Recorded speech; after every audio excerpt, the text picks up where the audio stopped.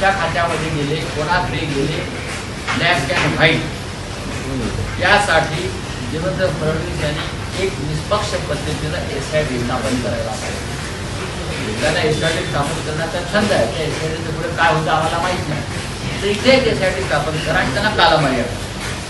मग ॲम्ब्युलन्स घोटाळा असेल 800 कोटीचा, त्यानंतर कचरा व्यवस्थापनाचं काम असेल 850 कोटीचं टेंडर मिळालेलं आहे. हा दारू घोटाळा पुण्यापर्यंत पोहोचला झारखंडचा आणि त्या व्यक्तीला अटक झाली आणि अटक झाल्यावरती हे प्रकरण आता ईडीकडे जाण्याची शक्यता. त्याच्यामुळे याची सूत्र महाराष्ट्राच्या मंत्रिमंडळापर्यंत आणि टेंबे नाक्यापर्यंत जायची मला पूर्ण म्हणून सावध राहा. 2 दिवस देवेंद्र फडणवीस हे दिल्लीत होते. अमित शहा आणि भाजपच्या आणखी वरिष्ठ नेत्यांच्या भेटीगाठी आणि बैठका झाल्या. त्यानंतर अशी माहिती मिळते की राज्यातले जे अनेक मंत्री वादक, त्यापैकी माणिकराव कोकाटे, योगेश कदम, संजय शिरसाट, सगळ्यांच्या राजीनाम्याची किंवा फेरबदलाची एक दाट शक्यता व्यक्त केली. तर माणिकराव कोकाटे तर एकदम हाय रडारवर आहे. देवेंद्र फडणवीस यांचं सरकार हे कॅरेक्टरलेस सरकार आहे, चारित्र्यहीन सरकार. हा शब्द वापरायला महाराष्ट्राच्या बाबतीमध्ये म्हणजे आमची जीभ धजावत नाहीये आणि ह्याला जबाबदार स्वतः देवेंद्र फडणवीस आहे. त्यांचा वाढदिवस झाला मधल्या काळामध्ये. त्यांचा गुणांचा गौरव करणाऱ्या सवयींवर निघाल्या. त्यात शरद पवारांपासून माननीय उद्धव ठाकरे यांच्यापर्यंत अनेकांनी त्यांच्यावर फुलं उधळली. त्या फुलांचा जर वास सुटला नसेल तर त्यांनी आपण चारित्र्यवान आहोत आणि मग चारित्र्यवान सरकार चालवतो आहे यासाठी काम करावं लागेल. त्यांच्या कॅबिनेटमधला मंत्री डांगबार चालवतो. छम छम छम छम जे डांगबार RR पाटलांनी आमच्या बंद केले होते, तुम्ही नाही, RR पाटलांनी बंद केले डान्सबार. हां, लेडीज बार, डान्स बार ही संस्कृती बंद केली RR पाटलांनी. ती तुमचे गृहराज्यमंत्र्यांनी परत आणली. स्वतः गृहराज्यमंत्री चालवतायत देवेंद्रजी. एक तुमचा मंत्री सिगरेटच्या धुराची गोले सोडत हां फाट्यावरती बसला उघडा चड्डीवर आणि पैशाच्या उघड्या बागा 60-70 कोटी कवाडात भरलेल्या आहेत. हे दाखवतो आम्ही किती पैसेवाले आहोत, लुटमार करणारे आहोत. दुसरा मंत्री कवेलवरती मारामारी करतो. एक मंत्री रमी खेळतो आहे. हे तुमच्या मंत्रिमंडळाचं कॅरेक्टर, चारित्र्य आहे, ही नैतिकता आहे. ह्याच्यावर जरा अभ्यास करा. तुमच्यावरची स्मरणिका जी आहे त्यात दिलेले लेख परत वाचा. जी फुलं उधळलेली आहेत ती प्लॅस्टिकची फुलं आहेत का खरी फुलं आहेत ते बघा. हे समजून घ्या आणि राज्य चालवा, सरकार चालवा आणि या राज्याला एक उत्तम आदर्श सरकार जे त्या तुमच्या लेखात लिहिलंय अनेकांनी त्याप्रमाणे काम करण्याचा प्रयत्न करा. पण राऊतसाहेब, तुम्हाला वाटतं की त्या पद्धतीनं गेल्या 2 दिवसात घडामोडी घडलेल्या आहेत.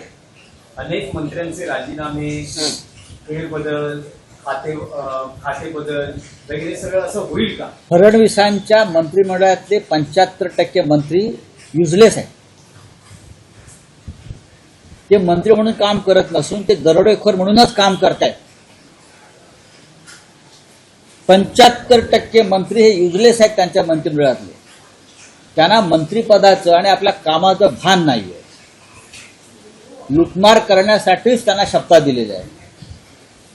अशा वेळेला गृहमंत्री म्हणून फडणवीस यांच्याकडे या मंत्र्यांचा काय रिपोर्ट आहे? विरोधी पक्ष जेव्हा सांगतोय तेव्हा ते दुर्लक्ष करतात, कारण त्यांची मजबुरी आहे. ते कोणाला घाबरतायत का? त्यांची काही सिक्रेट शिंदे आणि पवारांकडे आहेत का? काय आहे? आम्हाला कळलं पाहिजे या महाराष्ट्राला की तुमची काही सिक्रेट्स तर तुमच्या जवळच्या लोकांची काही सिक्रेट्स त्यांच्याकडे आहेत का हे पाहणं गरजेचं आहे. नाहीतर देवेंद्र फडणवीस यांच्यासारखा चारित्र्यवान माणूस हे सगळं सहन करतोय.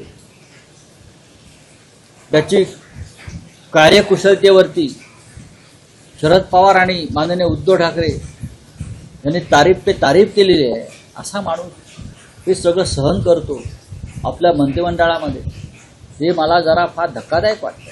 राऊतसाहेब, आणखी एक मंत्रिमंडळातलं आणखी एक प्रकरण उघडकीस आलं आहे.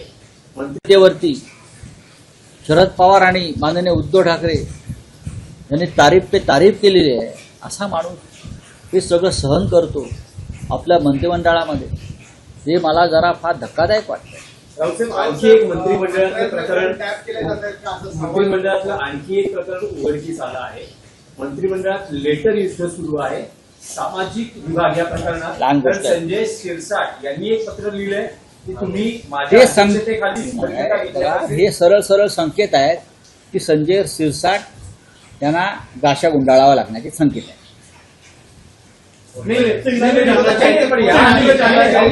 याआधी होतं की राज्यमंत्र्यांनी असं म्हटलं होतं की हा. आम्हाला अधिकार नाही, हा. आम्हाला अधिकार दिले जात नाहीये आणि माधुरी मिसाळ या सामाजिक विभागाच्या बैठका किंवा आढावा घेत आहेत आणि जे लेटर मुख्यमंत्र्यांच्या बघा, मुख्यमंत्र्यांच्या सूचनेशिवाय माधुरी मिसाळ अशा प्रकारच्या बैठका घेणार नाही.